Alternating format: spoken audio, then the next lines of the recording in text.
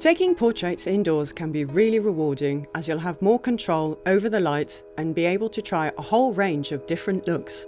The only problem is that there's often not very much light available.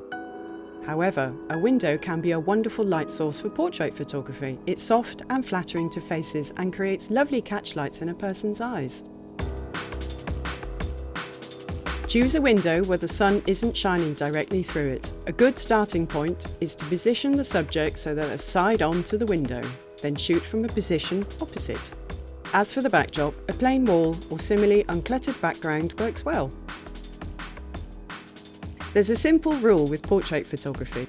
Ask the subject to tilt their face towards the light. At the wrong angle, we get unflattering deep shadows in the eyes, but a slight shift of the head transforms the shot.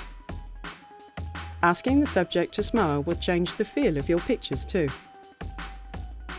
Keep an eye on the small details. Make sure your subject's hair and clothing looks good. Rather than just telling a person how you want them to pose, try showing them instead. Show them results on the back of the camera to establish rapport and explain what you want to achieve. When it comes to composing your shots, don't be afraid to try a tight crop. Use the rule of thirds to position the eyes in the frame for the most eye-pleasing results. A reflector is often the natural light photographer's most valued piece of kit. Position the reflector on the opposite side to the window to bounce light back into the shadows and reduce the contrast over the person's face. A plain white reflector works well, but a soft gold reflector can produce a warmer look that really suits some skin tones, so don't be afraid to experiment.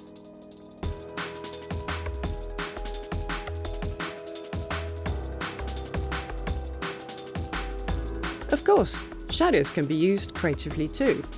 If you want more of a low-key look, try drawing the curtains or blinds so that only a narrow slit of window light falls on the face while the rest of the room is in darkness. Ask your model to turn their head towards the light until there is a small triangle of light on their cheek, on the side of their face in shadow. This is known as Rembrandt lighting, named after the painter. Check your pictures. If they're looking too bright, you may need to use exposure compensation in order to keep them looking dark and moody. So there we have it. If you want beautiful, flattering light for your indoor portraits, look no further than the nearest window.